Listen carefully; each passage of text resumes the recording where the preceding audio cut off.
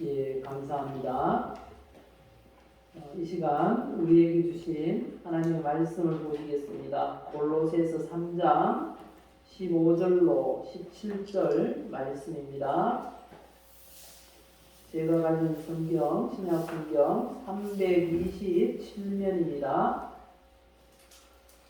그리스도의 평강이 너희 마음을 주장하게 하라. 너희는 평강을 위하여 한 몸으로 부르심을 받았나니 너희는 또한 감사하는 자가 되라. 그리스도의 말씀이 너희 속에 풍성히 거하여 모든 지혜로 피차 가르치며 권면하고 시와 찬송과 신령한 노래를 부르며 감사하는 마음으로 하나님을 찬양하고 또 무엇을 하든지 말에나 입에나 다 주 예수의 이름으로 하고 그를 힘입어 하나님 아버지께 감사하라. 아멘.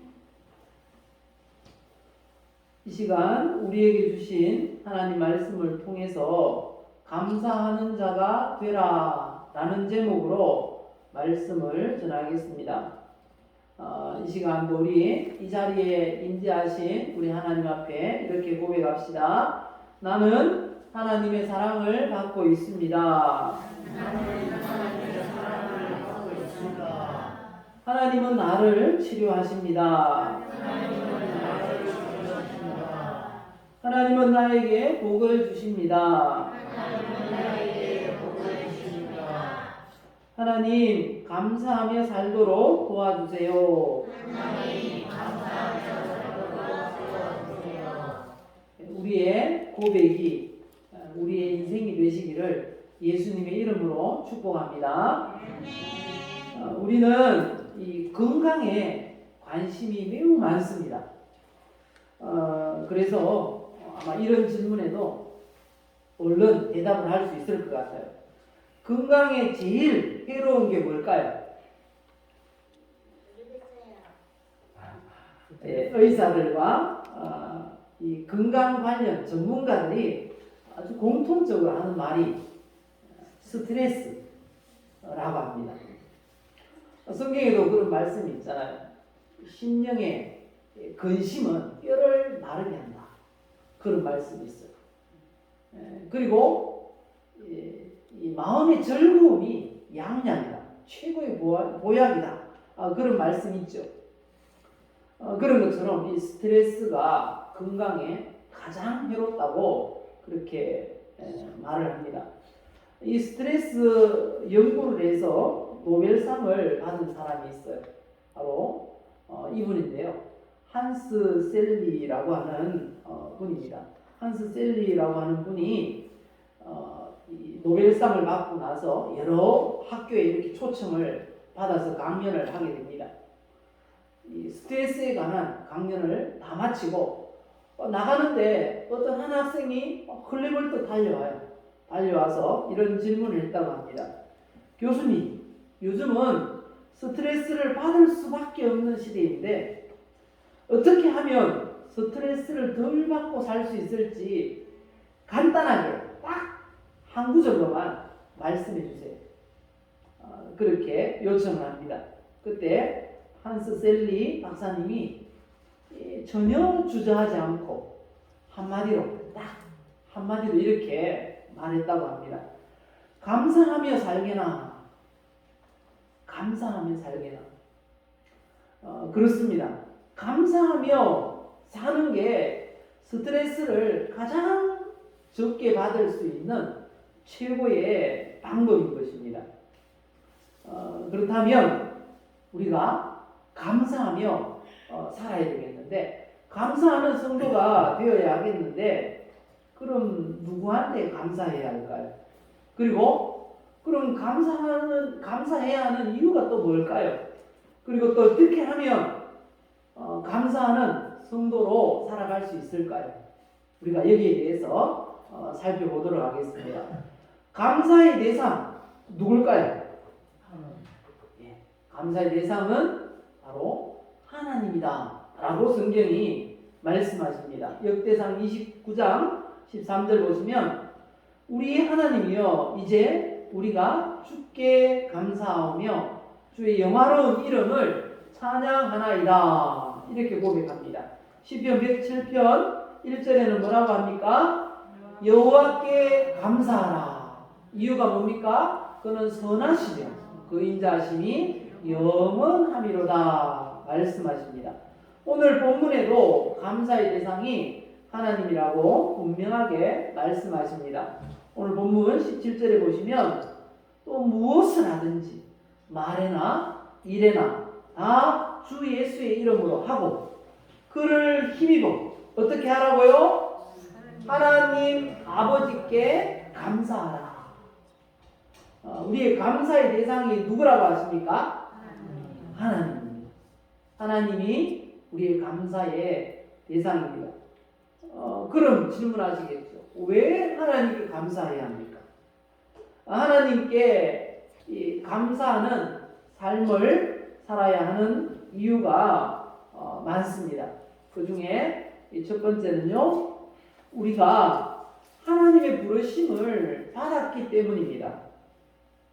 오늘 본문 15절에 말씀합니다. 그리스도의 평강이 너희 마음을 주장하게 하라.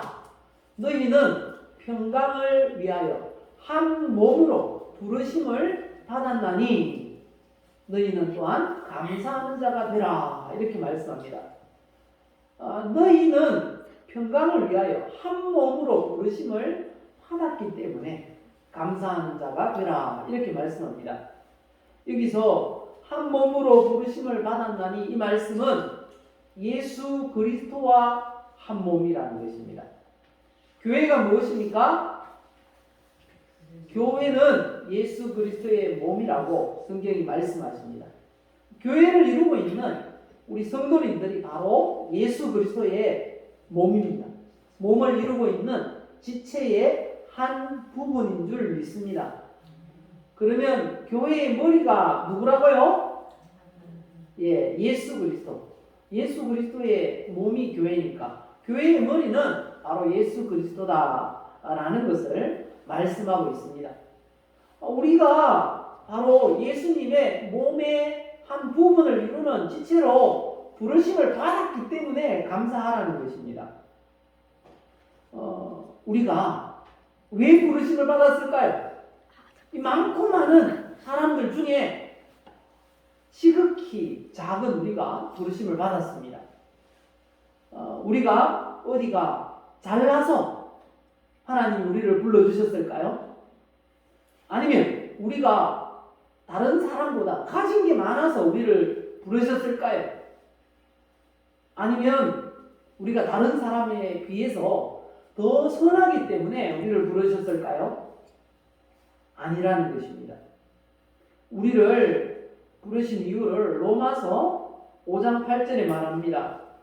우리가 아직 죄인 되었을 때에 그리스도께서 우리를 위하여 죽으심으로 하나님께서 우리에 대한 자기의 사랑을 확증하십니다. 우리를 부르셨는데 언제 불렀다고 합니까? 우리가 아직 죄인으로 있을 그때에 우리를 부르셨답니다. 그리고 예수 믿고 우리의 죄가 없어지고 하나님의 자녀로 부르셨다는 것입니다. 얼마나 감사한 일입니까? 그리고 또 하나님께서 우리를 하나님의 가족으로 부르시기 위해서 얼마나 많이 하나님께서 준비하셨는지 몰라요. 얼마나 많이 준비하셨는가? 에베소서 1장 4절 이하의 말씀을 보시면 잘 알 수 있는데요. 언제부터 우리를 구원하기 위해서 하나님의 자녀로 삼기 위해서 이렇게 계획하시고 준비하셨는가? 에베소서 1장 4절 이하에 이렇게 말씀합니다.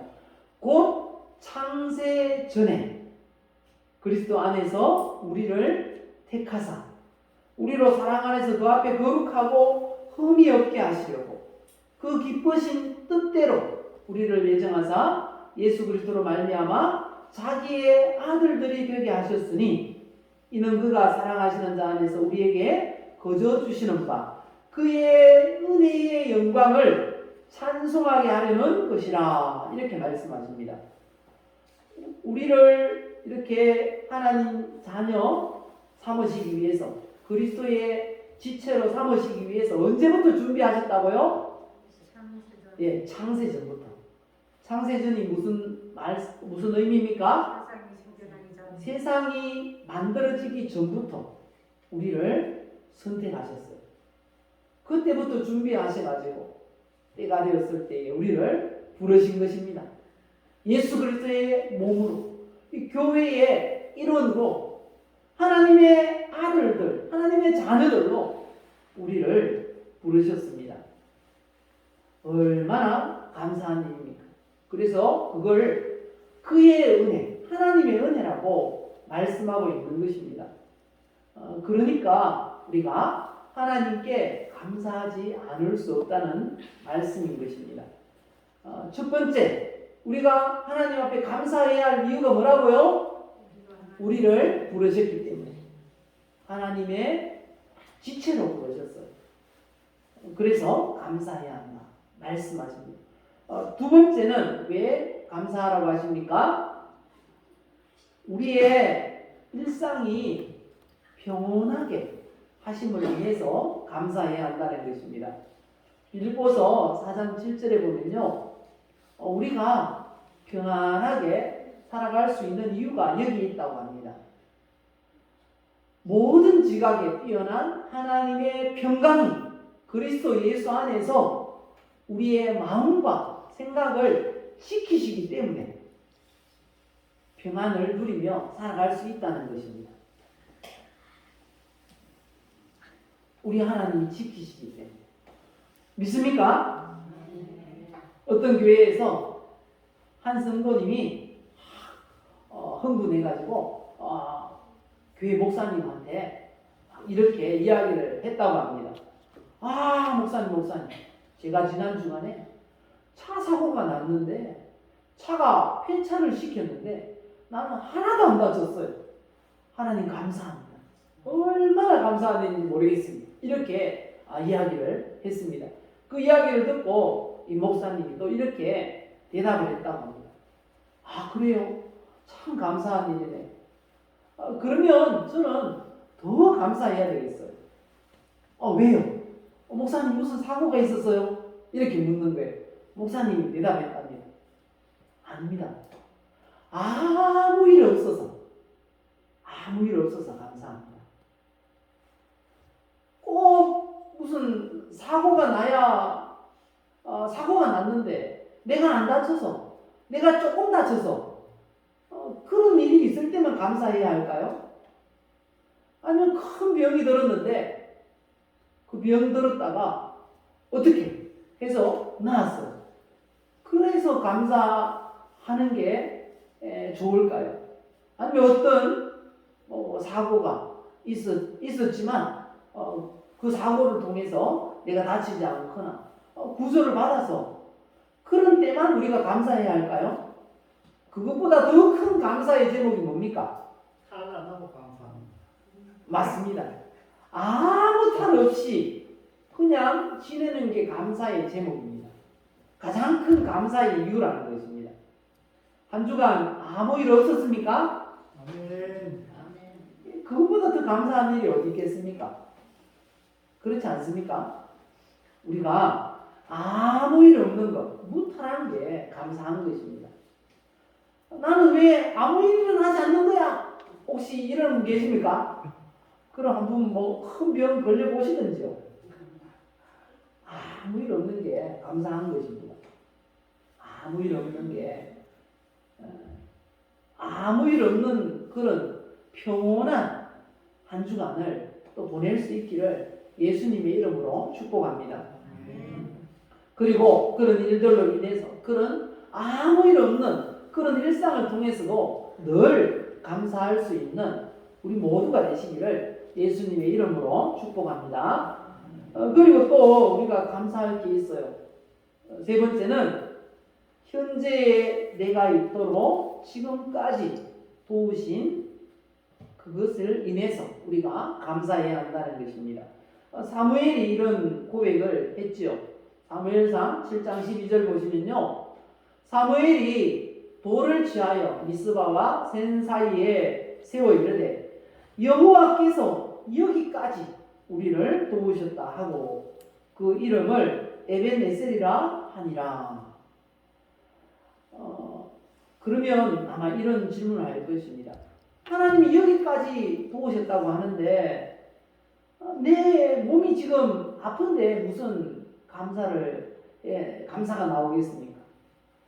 내가 지금 이런 형편이 이렇게 어려운데 무슨 감사를 해야 합니까? 내 모습이 이런데 무슨 감사를 할 수 있겠습니까? 혹시 이런 질문을 하고 계신 분이 있을지 모르겠어요. 그렇다면 지난 금요일 그 다니엘 기도의 강사였던 장세호 목사님 그 간증을 한번 들어보시면 이래서 내가 감사해야 되는구나 알 수 있을 것입니다. 그분이 히브리 대학에서 공부를 하다가 이 폭탄 테러를 당했다는 겁니다. 그것도 바로 옆에서 폭탄이 터졌대요. 그래서 전신의 50% 우리 몸의 반을 아주 화상으로 중상을 입었다고 합니다. 그래서 6시간의 대수술을 받고 눈을 떠보니까 며칠이 지났는가 하면 26일이 지났대요. 26일 동안 깨어나지 못했던 거예요. 그리고 나서 가장 이 고통스러운 게 화상 치료라고 합니다. 왜냐하면 온 몸이 물질이 생기기 때문에 그걸 갖다가 이렇게 붙여놨던 붕대를 다 떼고 소독을 해야 된다는 거죠. 그래서 그걸 드레싱이라고 하는데 그거 할 때 막 온몸을 칼로 이렇게 오리는 듯한 오려내는 듯한 그런 고통이 있다 그래요. 그래가지고 몸이 아프다고 이렇게 호소를 했다고 합니다. 그러니까 의사 선생님이 이 한마디를 했대요. 그 말 듣고 하나님 감사합니다 라고 했다는 것입니다. 도대체 의사 선생님이 무슨 말을 했을까요? 이렇게 말씀하더라는 거예요.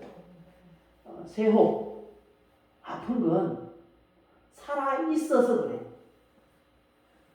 살아있기 때문에 고통을 느낄 수 있다는 것입니다. 우리가 어떤 이유에서든지 고통이 있고 아픔이 있다는 건 감사할 이유입니다. 왜요? 살아있어서 그래요. 살아있어서. 이런 이유이기 때문이겠죠. 성경에는 이렇게 말씀합니다. 전도서 9장 4절 보니까요. 모든 산자들 중에 들어있는 자에게는 누구나 소망이 있음은 산 개가 죽은 사자보다 낫기 때문이다. 살아있는 게 낫다는 겁니다. 살아있는 자체가 감사의 제목이라는 것입니다. 그렇게 믿습니까? 지금까지 하나님이 도우셔서 우리의 목숨줄을 붙들어 주셔서 우리가 살아가고 있는 줄 믿습니다. 그래서 하나님 앞에 감사하는 성도가 되시기 바랍니다. 그리고 네 번째는요. 우리가 감사해야 될 이유가 뭐라고 합니까? 우리에게 살아갈 수 있도록 생계를 이어갈 수 있도록 능력 주시기 때문에 감사한 것입니다. 우리가 잘 아시는 신명기 8장 18절 말씀합니다. 우리가 경제생활을 하면서 생계를 이어갑니다. 그게 우리가 잘나서 우리가 능력이 있어서 기술이 있어서 그런 게 아니라는 것입니다. 그것 또한 하나님이 주셨다라고 말씀합니다. 읽어보실까요? 내 하나님 여호와를 기억하라. 그가 네게 재물 얻을 능력을 주셨습니다. 기억하시기 바랍니다. 하나님이 주셔야 우리가 얻을 수 있는 것입니다. 이로 인해서 감사하는 성도가 되시기 바랍니다. 그리고 다섯 번째, 앞으로도 지켜주시고 인도하실 것을 믿고 감사해야 한다는 것입니다. 시편 23편 말씀을 잘 아시죠? 이렇게 말씀합니다. 여호와는 나의 목자시니 내게 부족함이 없으리로다. 우리의 미래를 말씀하고 있습니다. 성도의 미래를 말씀하십니다. 우리가 살아가는 동안 하나님이 목자시라고 인정하며 살아야 됩니다. 그리고 세상 사람들 가운데 나는 예수 믿는다고 증거를 하고 살아야 됩니다. 말뿐만 아니라 행동으로도 예수 믿으면, 예수 믿는 사람은 세상 사람들은 어떻게 생각할까요? 세상 사람들은 예수 믿으면 술도 안 마시고 담배도 안 피고 욕도 안 하고 착한 줄 압니다. 그런데 모든 거 다 해요. 욕도 잘하고, 어떤 사람들은 보면 너도 교회 다니나? 이렇게 한 몇 년 있다가 교회 다닌다는 거 알고 막 놀라는 그런 사람들이 있다고 합니다. 미리 밝혀야 돼요. 나 예수 믿는다고. 술을 권하면 공적인 자리에서 술 맛이 궁금하면 혼자 집에서 한번 마셔보세요. 그건 뭐 어떻게 했습니까? 그런데 공적인 자리에서 예수 믿는 사람이 이렇게 막 벌컥벌컥 마시고 이러면 세상 사람들이 저 사람 믿는 사람인가? 라고 속으로는 은근히 경계를 합니다. 예수 믿는다고 분명히 신분을 드러내면 우리 하나님께서 이런 삶이 되게 하신다는 거예요. 여호와가 목자가 되어주셔서 부족함이 없는 그런 신앙생활을 하게 해주신다는 것입니다. 왜요? 이유가 있습니다. 이어서 말씀합니다. 시편 23편 3절에 보면 이렇게 말씀합니다. 내 영혼을 소생시키시고 자기 이름을 위하여 의의 길로 인도하십니다. 하나님의 이름이 부끄럽지 않도록 하기 위해서 성도라고 자신을 드러내는 그 사람을 의의 길로, 옳은 길로 인도하신다는 겁니다. 왜요? 예수 믿는 그 성도, 이름을 드러내는 성도라고 예수 믿는다고, 하나님을 믿는다고 하는 그 사람에게 의의 길로 인도하신다는 거예요. 왜요? 자기 이름을 위해서. 하나님의 이름을 욕되게 하지 않기 위해서 그 사람이 잘 되게 하신다는 것입니다. 믿으십니까? 우리 하나님이 그런 분이에요. 그래서 우리는 그분을 드러내야 됩니다. 삶을 통해서 드러내시기 바랍니다. 그러면 앞으로도 늘 감사할 일이 생기는 줄 믿습니다. 그렇게 안 믿으시는가 보네요. 그렇게 믿으십니까? 시편 127편 보면 말씀합니다. 하나님이 도우지 않으면 될 일이 없다는 것입니다. 하나님이 그 인생을 세워주지 않으면 되는 일이 없다고 성경이 말씀합니다. 여호와께서 집을 세우지 아니하시면 세우는 자의 수고가 헛되고 여호와께서 성을 지키지 아니하시면 파수꾼에 깨어 있음이 헛되도다. 우리 하나님이 세워주시는 우리 성도님들의 인생이 되시기를 예수님의 이름으로 축복합니다. 이런 이유들을 생각하면서 하나님 앞에 감사할 수 있기 바랍니다. 그런데 어떻게 하면 우리가 감사하는 자가 될 수 있을까요? 어떻게 하면? 성경은 우리 성도는 외적인 것 때문에가 아니고 우리 자체가 감사하는 존재가 되기 원하신다는 겁니다. 무엇인가? 막 세상 사람들이 보기에 막 잘 되고 있어서 그런 외적인 것 때문에 주어지는 것 때문에 감사하는 게 아니고 그냥 우리 자체가 그냥 감사가 넘치는 사람이 되어야 한다는 것입니다. 무조건 감사합니다. 입에 달고 사는 성도가 되어야 한다는 것입니다. 한번 고백해 봅시다. 우리 좌우에 앞뒤에 보시고 한번 인사합시다. 감사합니다. 왜 감사합니까? 내 옆에 있어 주셔서, 내 옆에 앉아 주셔서 감사한 것입니다. 우리 또 한 번 더 감사합시다. 내 옆에 있어 주셔서 감사합니다.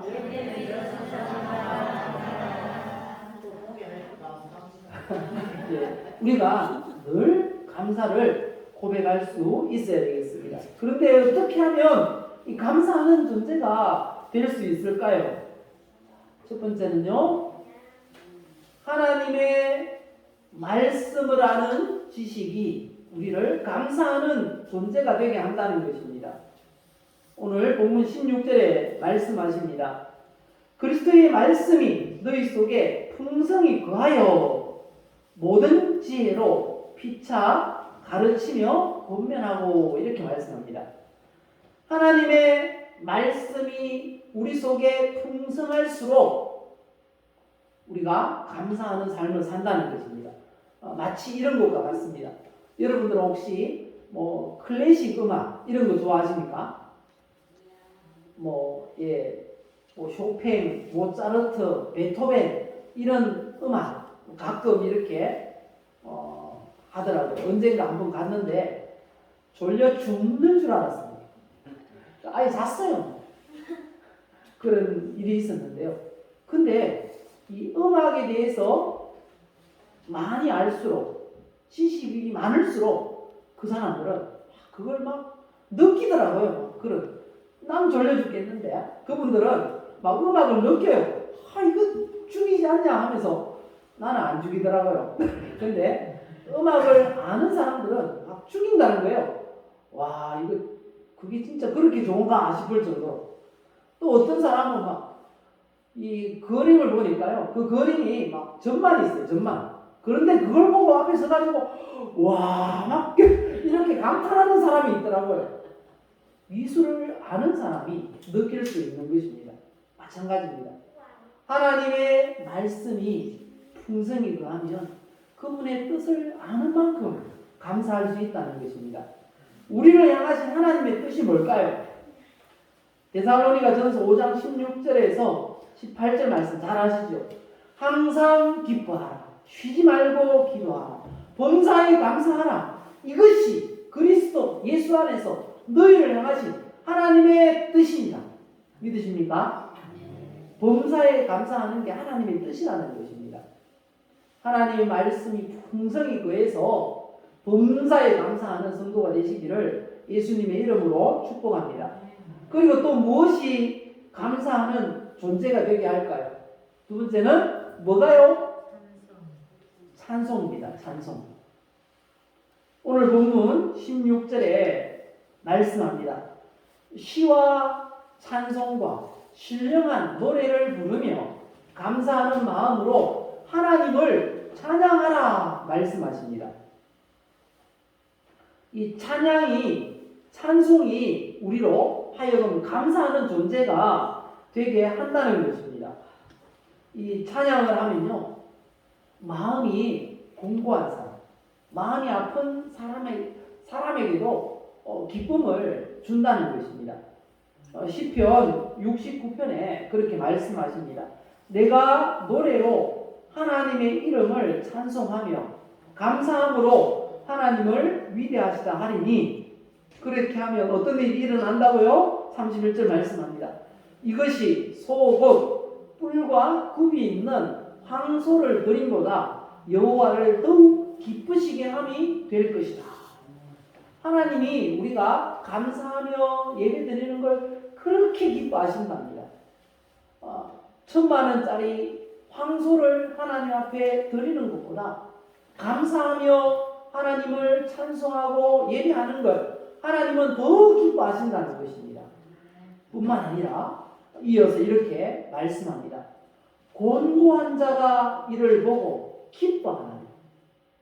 성도가 하나님을 찬양할 때 공고한 자, 어떤 이유에서든지 고통스러워 죽겠는 그런 사람들이 기쁨을 얻게 된다는 것입니다. 이 찬양이 얼마나 힘이 있는지 몰라요. 사도행전 16장에 보면 바울과 신라가 실컷 두들겨 맞고 지하 감옥에 습기 있고 냄새나고 곰팡이 가득한 그런 감옥에 갇혔어요. 그곳에서 뭘 했는가 하면요, 하나님 앞에 감사하며 찬양을 올려드렸습니다. 그랬더니 기적이 일어났어요. 어떤 기적이 일어났습니까? 옥문이 다 열리는 거예요.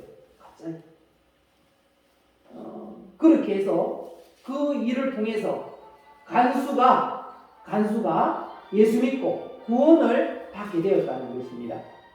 그리고 다니엘 기도회 때 강사였던 혹시 권오희 목사님 아시죠? 권오희 목사님. 그분이 이 학생회 때 수련회를 갔답니다. 학생회 때 수련회를 가서 은혜를 많이 받았는데요. 어떻게 해서 은혜를 받았다고 하십니까? 예. 바로 이 찬양으로 인해서 은혜를 받았답니다.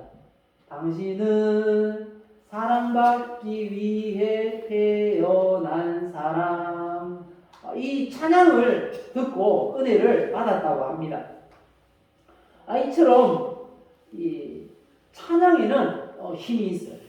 많은 사람이 이 찬양을 통해서 은혜를 받은 그런 간증을 하는 걸 듣게 됩니다. 찬양을 많이 부르시기 바랍니다. 그리고 많이 들으시기 바랍니다. 찬양을 듣다 보면요, 우리 마음이 변화됩니다. 이 찬양은 곡조 있는 기도랍니다. 그래서 우리가 찬양을 따라 부르고 아멘 아멘 할 때 그게 기도가 되는 거예요. 그래서 응답이 오는 줄 믿습니다. 찬양을 늘 입에 달고 살아보십시오. 한 주간 실천해 보시기 바랍니다. 그러면 우리 이 삶이 감사하는 성도가 될 줄 믿습니다. 마지막으로 이렇게 하면 또 우리가 감사하는 존재가 된답니다. 어떻게 해요? 사랑을 실천하면 감사가 넘치는 성도가 된답니다. 찬송가 중에 혹시 이런 구절 들어보셨습니까? 받은 복을 세어보아라. 주의 크신 복을 내가 알리라. 뭐 이런 잘못 불러서 알지 모르겠네요. 근데 받은 복을 세어보아라. 이 받은 복을 한마디로 말하면 하나님의 사랑 아니겠습니까? 우리가 받은 하나님의 사랑. 그 하나님의 이 사랑을 우리가 이웃에게 실천하면 감사가 넘치는 그런 성도가 될 수가 있다는 것입니다. 이 받은 사랑을 실천하라고 성경이 우리에게 말씀하세요. 마가복음 12장 30절 이하에 보면 우리가 실천해야 될 사랑이 두 개라고 하죠. 어떻게 해요? 네 마음을 다하고 목숨을 다하고 뜻을 다하고 힘을 다해서 주 너의 하나님을 사랑하라. 이게 최고의 계명이고요. 두 번째는 뭐라고 합니까? 둘째는 이것이니 네 이웃을 네 자신과 같이 사랑하라. 이것보다 더 큰 계명이 없다는 겁니다. 하나님 사랑, 이웃 사랑. 우리가 받은 하나님의 사랑을 우리가 이렇게 실천해야 된다는 거죠. 그리고 우리가 이웃을 향해서 실천할 수 있는 사랑 중에 가장 큰 사랑이 뭘까요? 가장 큰 사랑은 이거 아니겠습니까? 사람이 만일 온 천하를 얻고도 제 목숨을 잃으면 무엇이 유익하리요? 사람이 무엇을 주고 제 목숨과 바꾸겠느냐?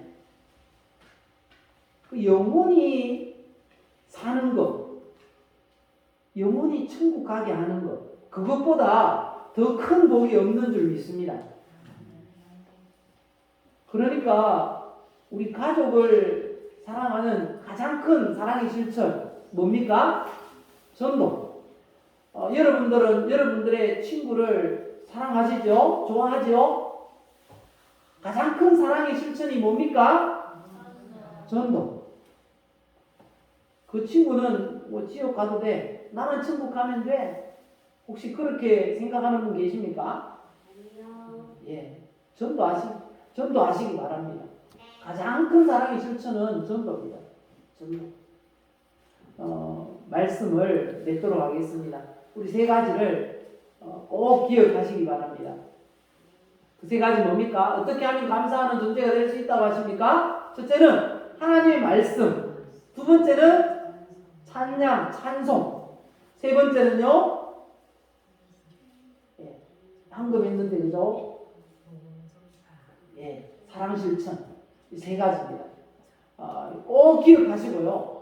한 주간 실천해서 감사가 넘치는 그런 성도로 한 주간 우리 일생을 살아갈 수 있기를 예수님의 이름으로 축복합니다. 우리 함께 이 시간 기도합시다. 하나님, 내가 감사하는 그런 존재가 되게 해 주옵소서. 하나님의 말씀을 많이 듣고 읽게 해 주옵소서. 찬송을 입에 달고 살게 해 주옵소서. 하나님의 사랑을 우리 이웃에게 실천하는 내가 되게 해 주옵소서. 우리 주여 한번 부르시고 함께 기도하겠습니다.